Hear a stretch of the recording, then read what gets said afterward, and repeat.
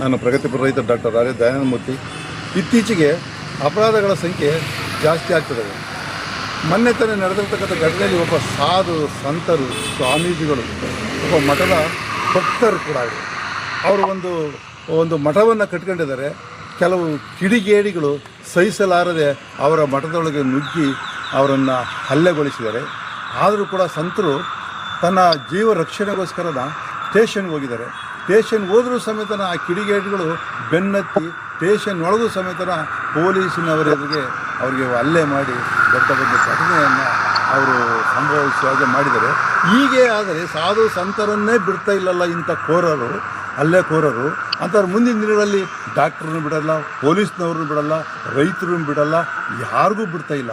ಹಾಗಾಗಿ ಕಾನೂನು ಇವರಿಗೆ ಸೂಕ್ತವಾದ ಒಂದು ಬಂದೋಬಸ್ತ್ ಮಾಡಿ ಅವರಿಗೆ ಘೋರವಾದ ಶಿಕ್ಷೆ ಕೊಡಬೇಕು. ಅವರಿಗೆ ನಿಜವಾಗಲೂ ಕೂಡ ಇಮ್ಮಿಡಿಯೇಟ್ಲಾಗಿ ಅವ್ರು ಎಲ್ಲಿದ್ದಾರೋ ಏನು ಅಂತಕ್ಕಂಥದ್ದು ನೋಡಿ ಅರೆಸ್ಟ್ ಮಾಡಬೇಕು ಅಂತಕ್ಕಂಥದ್ದನ್ನು ನಾನೊಬ್ಬ ಪ್ರಗತಿಪರ ರೈತನಿಗೆ ಖಂಡಿಸ್ತಾ ಇದ್ದೀನಿ. ಯಾಕೆ ಅಂತ ಹೇಳಿದ್ರೆ ನೋಡಿ, ಇತ್ತೀಚೆಗೆಲ್ಲ ಪತ್ರಿಕೆಗಳಲ್ಲಿ, ಮಾಧ್ಯಮಗಳಲ್ಲಿ ಬರ್ತಾ ಇದ್ದಾವೆ, ಎಲ್ಲವೂ ಚರ್ಚೆಗೆ ಗ್ರಾಸವಾಗ್ತಾ ಇದ್ದಾವೆ. ಜನಗಳಿಗೆ ಬದುಕುವುದಾದರೆ ಹೆಂಗೆ, ಜನಗಳು ಯಾವ ರೀತಿ ಜೀವನ ಮಾಡಬೇಕು, ಮಕ್ಕಳು ಮರಿ ಯಾವ ರೀತಿ ಓದಬೇಕು, ಮಕ್ಕಳನ್ನ ಕಳಿಸ್ಬೇಕೆ ಬಿಡಬೇಕೆ, ಕೂಲಿ ಕಳಿಸ್ಬೇಕೆ, ಶಾಲೆಗೆ ಕಳಿಸ್ಬೇಕಾ, ಕಾಲೇಜಿಗೆ ಕಳಿಸ್ಬೇಕಾ, ಅಥವಾ ಉದ್ಯೋಗ ಕಳಿಸ್ಬೇಕಂತಕ್ಕಂಥದ್ದು ಚಿಂತೆಗಾಗಿದ್ದಾರೆ. ಹಾಗಾಗಿ ಇತ್ತೀಚೆಗೆ ಬಂದಿರತಕ್ಕಂಥ ವರದಿ ಪ್ರಕಾರವಾಗಿ ಕೇವಲ 13 ವರ್ಷದ ಒಬ್ಬ ಬಾಲಕಿ ಕಂದಮ್ಮನನ್ನು ಕೇವಲ ಕಿಡಿಗೇಡಿಗಳು ಈ ಮೃಗಗಳಂತೆ ವರ್ತಿಸಿ ಕೇವಲ ಒಂದು 30-32 ಜನ ಜಾಸ್ತಿನೇ ಅಂತ ಹೇಳ್ತಾ ಇದ್ದಾರೆ. ಅದು ಸರಿಯಾದ ಮಾಹಿತಿ ಕೂಡ ಕಾಣ್ತಾ ಇಲ್ಲ.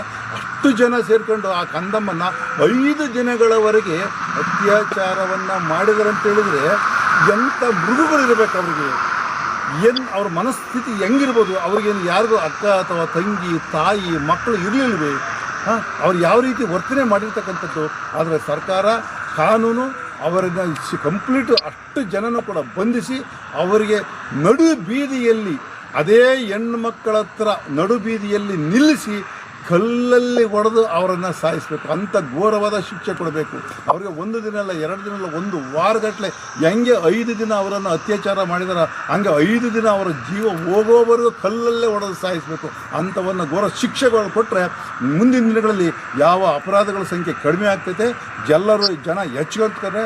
ಇನ್ನೂ ನೂರಾರು ಸಾವಿರಾರು ಸಂಖ್ಯೆ ಇರ್ತಕ್ಕಂಥ ಅಪರಾಧಿಗಳು ಎಚ್ಚೆತ್ಕೊಂಡು ಒಳ್ಳೆ ಜೀವನ ನಡೆಸ್ಕೊಳ್ಳೋಕ್ಕೋಸ್ಕರ ದಾರಿ ಆಗಲಾಗುತ್ತೆ. ಹಾಗಾಗಿ ಇಂಥ ಶಿಕ್ಷೆ ನಾವು ಕೊಡಬೇಕು ಅಂತೇಳಿ ನಾನು ಖಂಡಿಸಿ ಆಗ್ರಹ ಮಾಡ್ತೇನೆ.